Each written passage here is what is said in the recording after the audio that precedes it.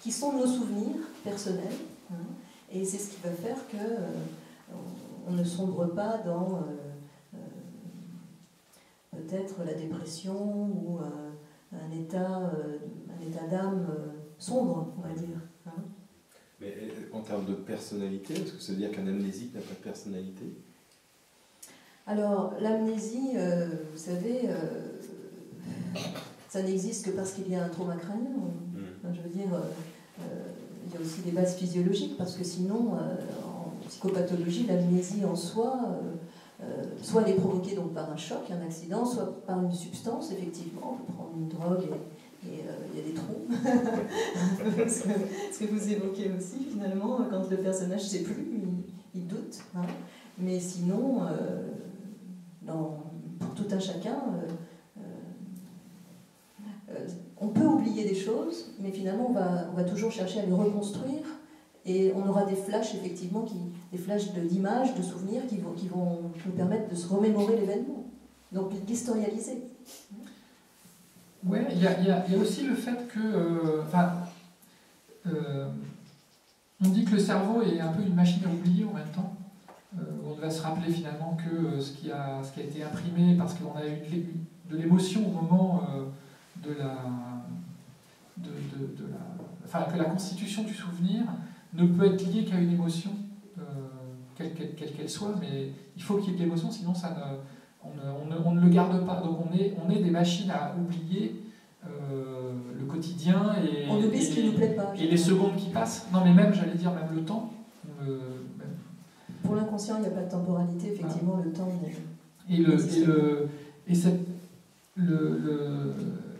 Le vrai héros, c'est la machine, pour moi, dans le roman. C'est un paradoxe. Oui, c'est un peu ça. C'est une machine qui fait finalement ce que devrait faire le cerveau et ce qu'on ne veut pas qu'il fasse en même temps. C'est assez rigolo. Le principe de cette machine d'aller choisir comme ça des souvenirs, comme si on n'a pas le choix, nous, des souvenirs dont on se rappelle.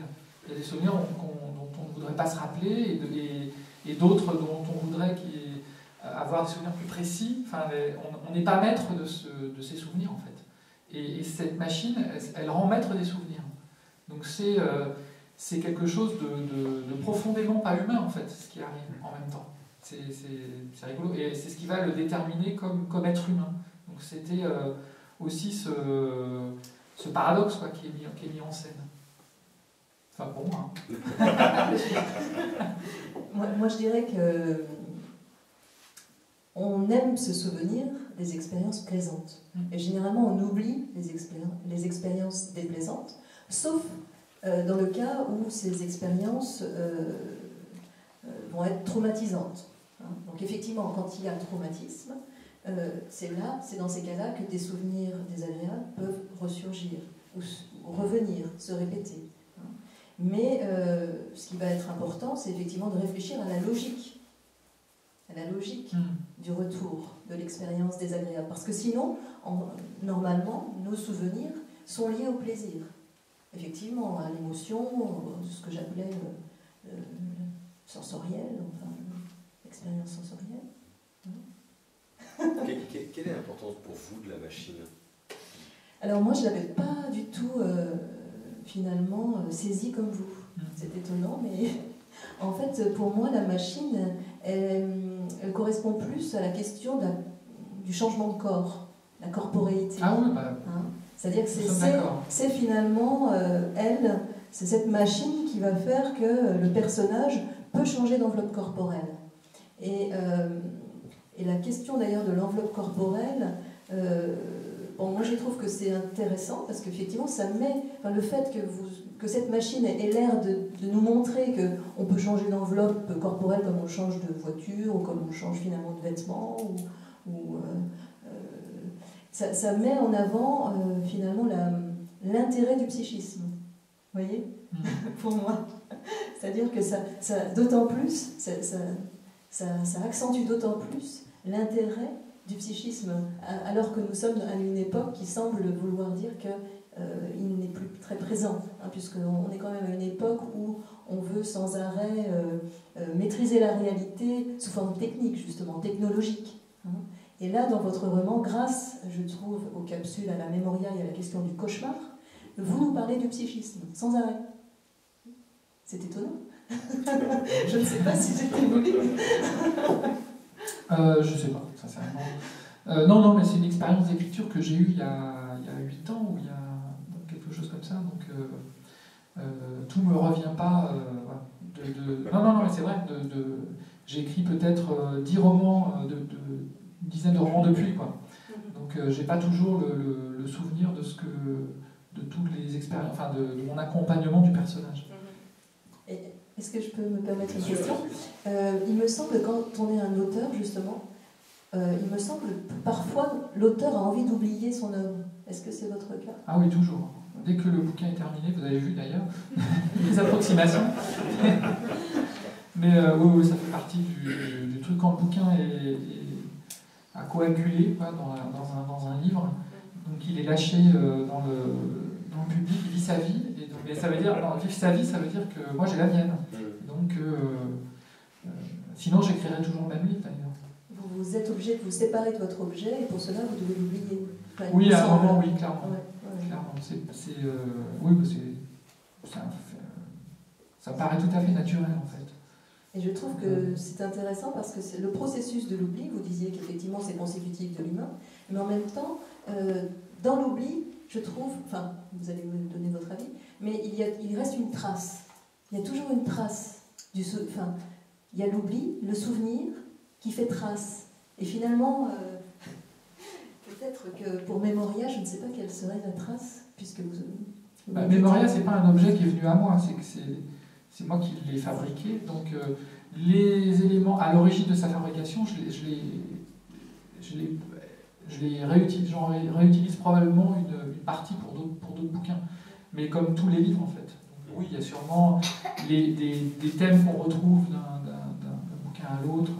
J'avais écrit un bouquin qui s'appelait L'homme qui n'existait plus, qui est un personnage qui est une sorte de personnage social totalement creux, qui ne se définit que par rapport à autrui.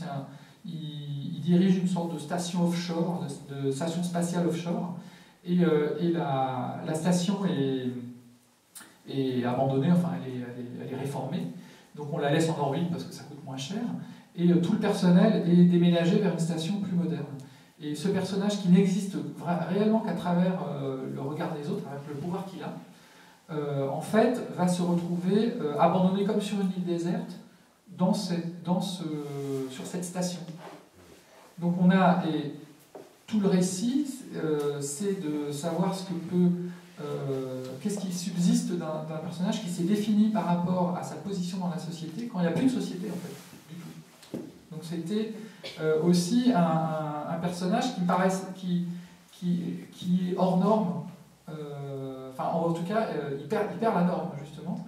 Et le personnage de Mémoria, c'est aussi un personnage qui est invisible. Il ne faut pas oublier qu'il ne s'insère dans la société que temporairement, le temps de ses missions. Mais en fait, c'est un personnage qui est socialement invisible. C'est une sorte d'agent qui s'infiltre dans des sociétés, mais qui n'en fait pas partie, en fait. Donc, j'aime bien aussi les personnages, justement, qui ne sont pas des personnages qui sont totalement insérés dans la société. J'utilise pas mal de mercenaires, par exemple. J'aime bien le thème. Je les préfère à ceux du soldat parce que ça permet de traiter de la violence sans le prétexte du patriotisme ou de la défense de valeurs. En fait. Et donc le thème du mercenaire me paraît plus riche que celui du soldat parce qu'on peut traiter réellement de ce qui fait la violence et du rapport de la violence dans la société, ce que j'aurais pas pu faire avec un soldat en fait, par exemple. Donc voilà. Donc j'utilise comme ça des personnages qui sont déjà dont le vernis est déjà un peu décapé, voilà, par rapport à l'autre. Alors c'est vrai que quand j'ai découvert votre personnage, j'ai pensé au virus. Oui, oui, parce qu'on pourrait penser qu'effectivement il vient de l'extérieur et il entre à l'intérieur des personnages, mais de façon passagère. C'est un passager, effectivement, qui n'a pas effectivement de forme corporelle propre. Hein.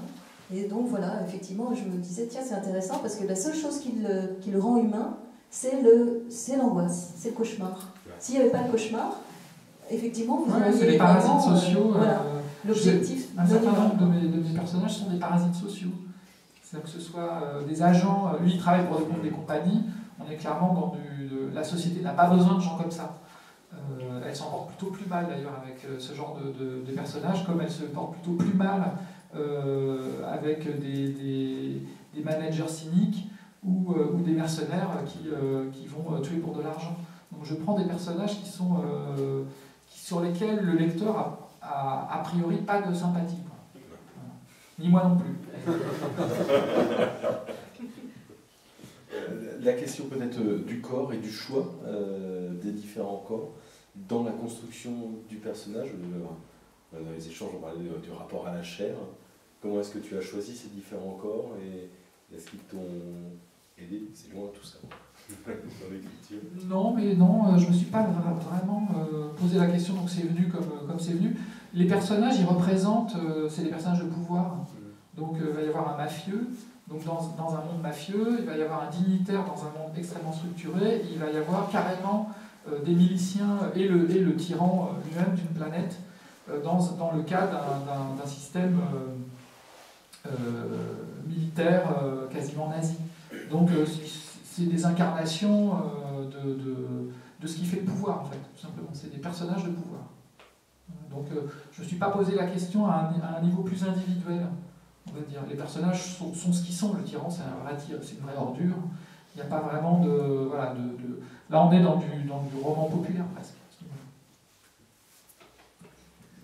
Et finalement, moi, ce que j'ai lu aussi dans votre ouvrage, c'est que votre réflexion sur le fait que ce personnage va s'interroger sur son identité, parce que finalement, c'est à travers les flashs qui sont les siens, les flashs d'angoisse, comme je le disais, il va se demander qui il est.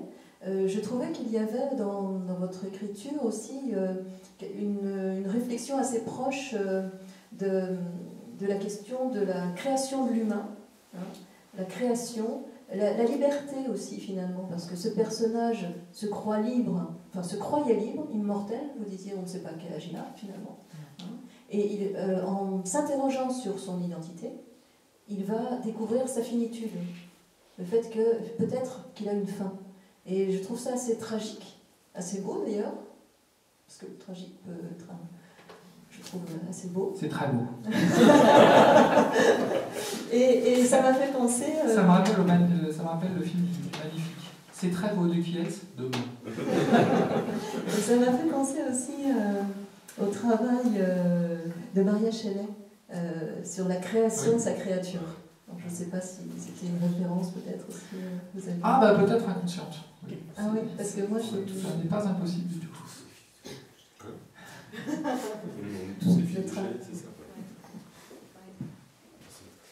L'immortalité, justement, pourquoi avoir fait le choix de l'immortalité?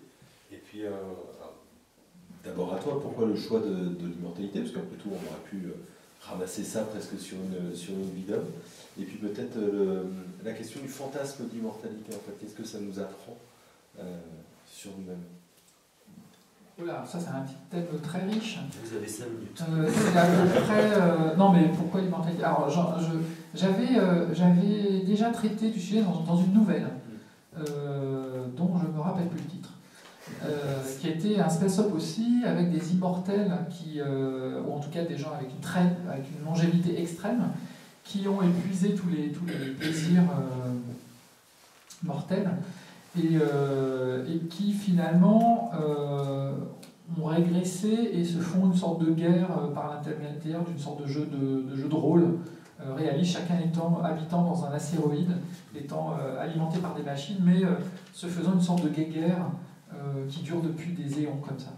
Et donc oui, pour moi, typiquement, l'immortel, c'est avant tout le monde humain. Voilà. C'est avant tout le non humain. Et donc l'apprentissage de l'humain, c'est aussi l'apprentissage de la mortalité, et donc de la connaissance de sa propre mortalité. Et donc qui est peut-être tout bêtement le passage vers, je sais pas, 4-5 ans, où on s'aperçoit qu'on peut passer sous un autobus scolaire.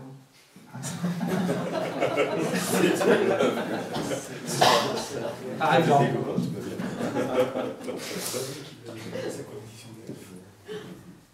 Qu'est-ce que le fantasme d'immortalité? Est-ce que ça vous évoque quelque chose? L'immortalité, le désir. Alors, ce serait plutôt du côté, actuellement, on dirait, de ne pas vieillir. Hein. Alors ça, c'est plutôt... vous parliez du collectif tout à l'heure. C'est plutôt une préoccupation collective, ça, en ce moment. Hein. Mais en même temps, je crois qu'il y a un débat.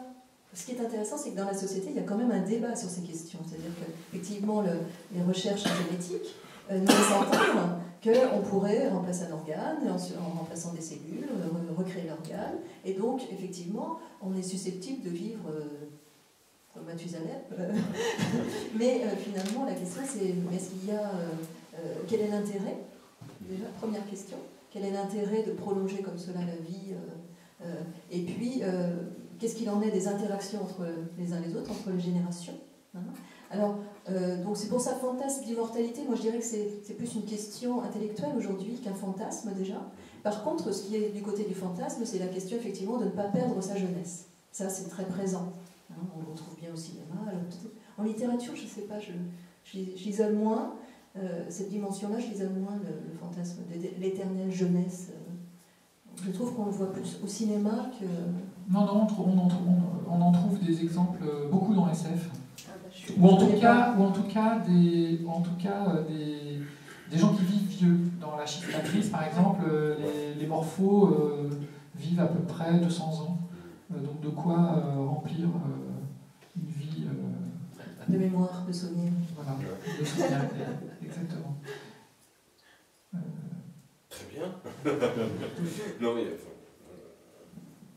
On tourne toujours, vous l'avez compris, on tourne un peu autour du sujet, hein, on tourne quand même beaucoup autour sur la définition de l'être humain, sur les souvenirs. On aurait pu aussi évoquer la numérisation des souvenirs et le transfert de personnalité vers les souvenirs. Il y a plein de nouvelles comme ça où on peut rappeler les morts, ou tout le monde recréer des personnalités numériques, et on se pose la question de est-ce que quand je transfère ma personnalité dans un ordinateur, est-ce que c'est toujours moi ou pas?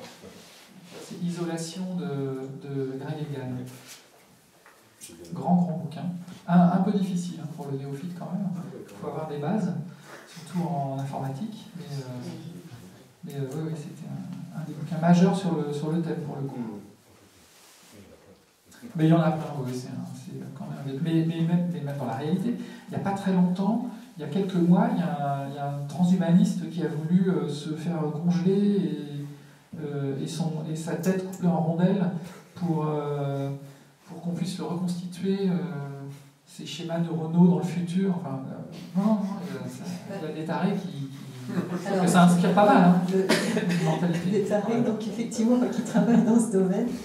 Effectivement, la question de quelles sont les données qui nous constituent est très présente en psychopathologie actuellement, et notamment chez les adolescents qui ne vont pas bien. Je pense à un jeune, par exemple, qui ne pouvait pas supporter de ne pas avoir sa clé USB sur lui, parce que dans sa clé USB, il y avait tout lui, disait-il. Hein. Et donc, pendant tout un... Donc c'était très angoissant pour lui de la perdre. Il ne fallait surtout pas la perdre. Et en fait, ce jeune étant suivi, étant dans un dispositif thérapeutique, il a pu mettre à distance cette question de la clé USB, mais il était, si vous voulez, au moment où il était comme ça préoccupé par cette question de cette clé, il était la clé.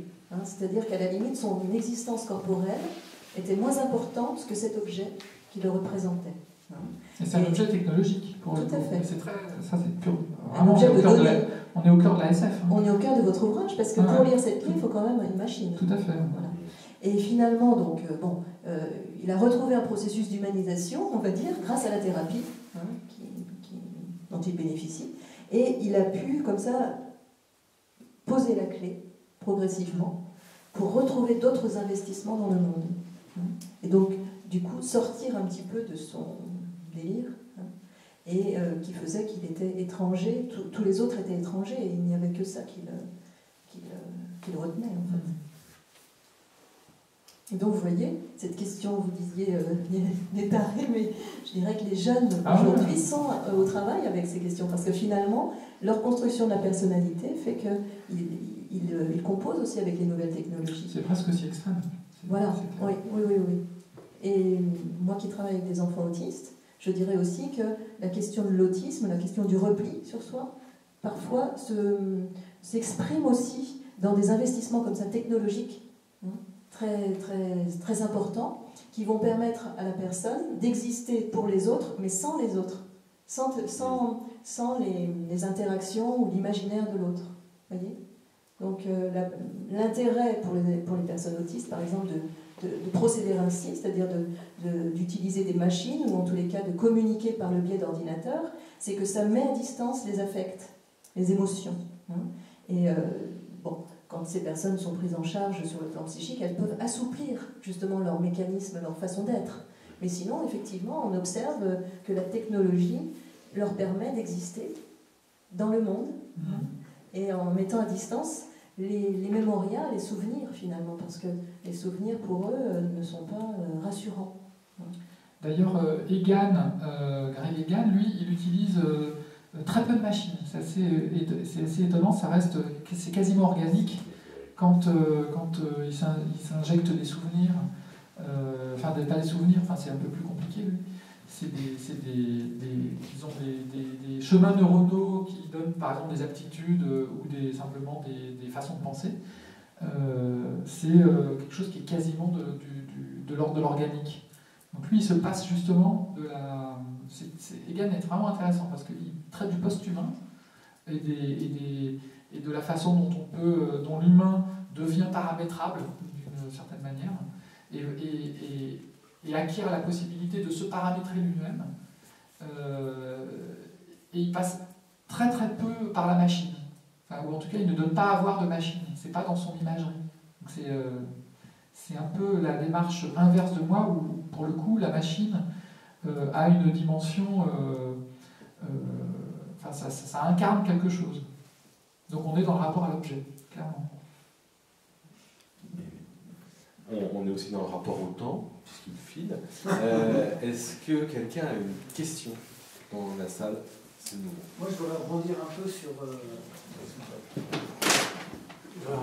cette histoire de clé USB. Parce que moi, maintenant, relativiser par rapport à la technologie.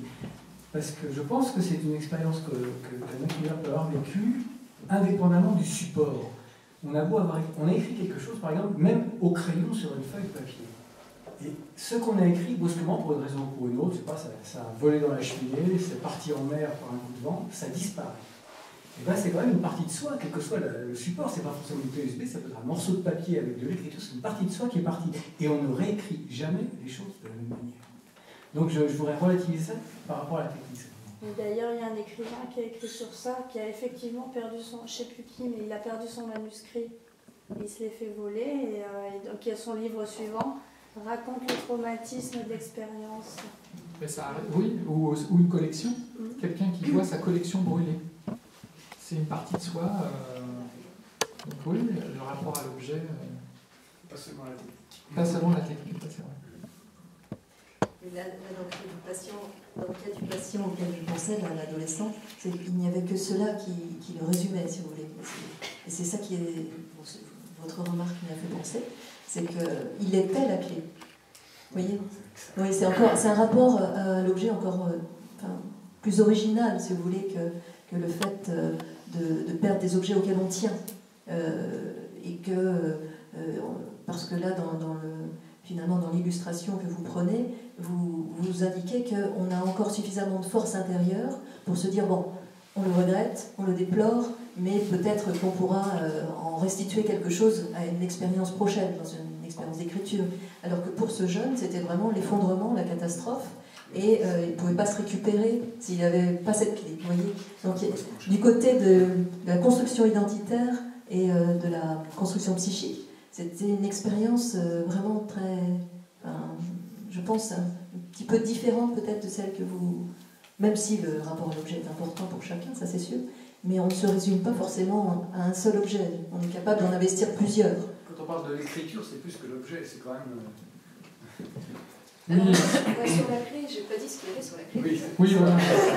Non, puis en plus, moi ce qui m'étonne toujours, c'est le... Parce que, oui, effectivement, un manuscrit, par exemple, un vrai manuscrit, hein, où on a écrit soi-même, c'est quelque chose qui est en soi unique. Alors qu'une clé USB ou un ordinateur ou un truc, c'est quelque chose qui est vendu à des milliers d'exemplaires. Et se projeter sur...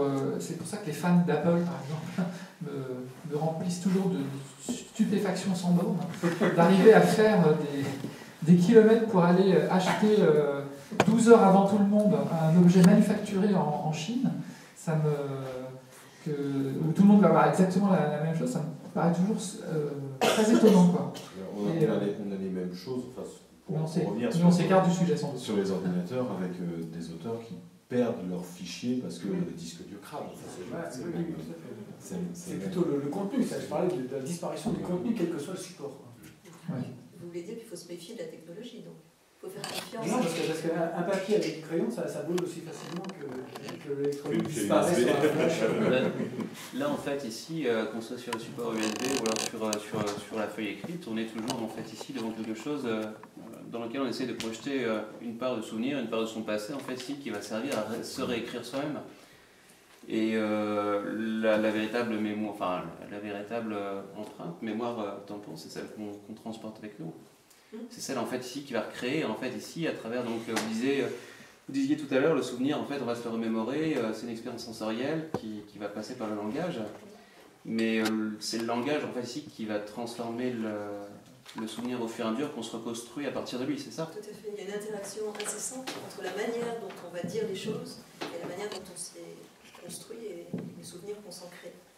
C'est pour ça qu'on peut toujours s'appeler Laurent Genefort, en fait, qu'on ait 12 ans, qu'on ait 35 ans, qu'on ait 50 ans, en fait. Parce qu'en soi, en fait, on n'est pas du tout les mêmes individus à 5 ans, 12 ans ou 50 ans. Il n'a pas 50 ans. Non, mais c'est une projection dans l'avenir. Hein. On est quand même tourné vers... infiniment plus de...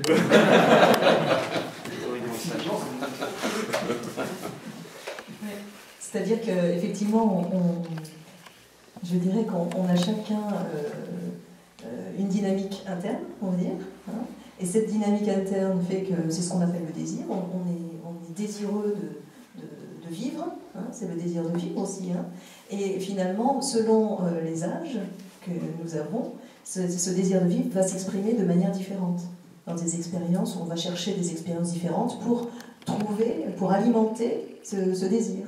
Et finalement, quel que soit notre âge, effectivement, on garde finalement en nous une modalité de prise en compte de l'accueil de l'autre, par exemple.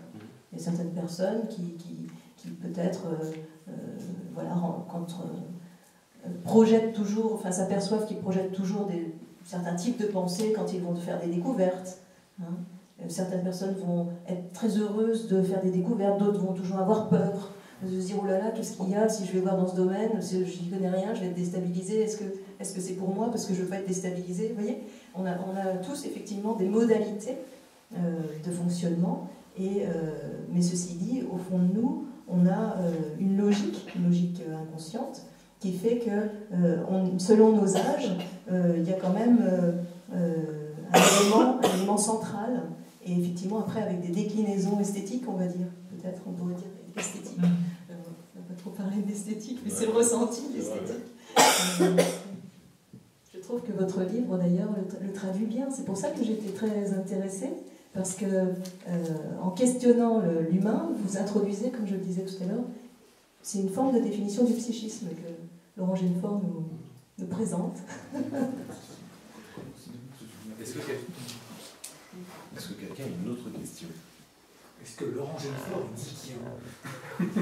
Parce qu'on a eu un très bel exposé hier sur le site. Et là, il me pose quand même la question du rapport, des troubles de la réalité, et tout comme ça. En même temps, c'est toujours... je vais lui passer la parole, c'est toujours la même question. Oui. C'est toujours la question qu'on n'arrive pas à vraiment définir, c'est qu'est-ce qui fait